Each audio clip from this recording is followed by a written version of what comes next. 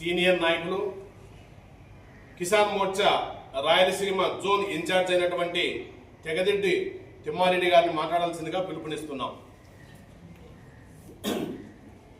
శ్రీ యోగి వేమన జయంతి సందర్భంగా ఈరోజు గుత్తి పట్టణము శ్రీ సాయి జూనియర్ కాలేజ్ నందు సభ నిర్వహించింది. ఈ యొక్క సభ అలంకరించినటువంటి పెద్దలకు, ఇక్కడికి విచ్చేసిన ప్రజలందరికీ కూడా స్వాగతం పలుకుతూ ఈరోజు ఒక గొప్ప కార్యక్రమం మన పట్టణంలో జరుపుకుంటామని చెప్పవచ్చు.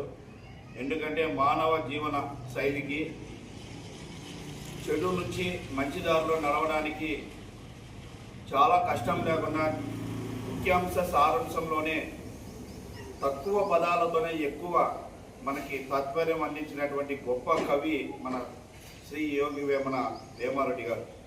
ఆయన 1500వ శతాబ్దం అని మనకి చరిత్ర చెప్తుంది. 1500వ శతాబ్దం నుంచి 1700వ శతాబ్దం వరకు ఆయన జీవన శైలి ఉందని చెప్తున్నారు పెద్దలు. మనకి పూర్వం మన యొక్క హిస్టరీ ద్వారా చూసుకుంటే మనకి ఒక మనిషి చెడు దారిలో వెళ్ళుకోకుండా మంచి దారిలో బతకడానికి చెడు ఏ విధంగా అయితే మనము వదులుకోవాలా, మంచిని ఏ విధంగా మనం మార్గదర్శిగా చేసుకోవాలి. గుత్తి ఆర్ఎస్ శేఖర్ రెడ్డి గారికి స్వాగతం, సుస్వాగతం.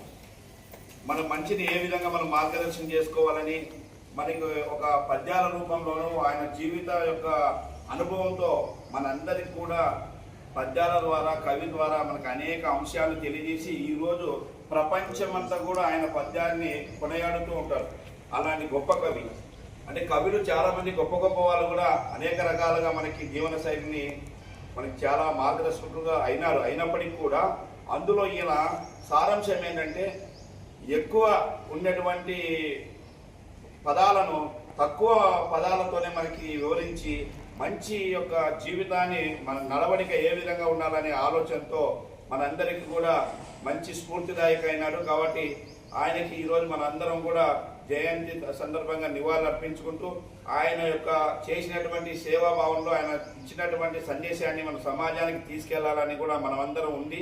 దీనికి కులాలకు అతీతంగా ప్రతి ఒక్కరూ కూడా సర్వసామాజిక వర్గాలు అందరూ కూడా ఆయనని ఆదర్శంగా తీసుకొని మన సమాజాన్ని మార్చుకోవాల్సిన అవసరం ఎంతైనా ఉందని ఈ సందర్భంగా తెలియజేస్తూ ఈ అవకాశం ఇచ్చినటువంటి పెద్దలకు, ఇక్కడ విచ్చేసినటువంటి అందరికీ కూడా ప్రత్యేకంగా ధన్యవాదాలు తెలియజేసుకుంటున్నాను.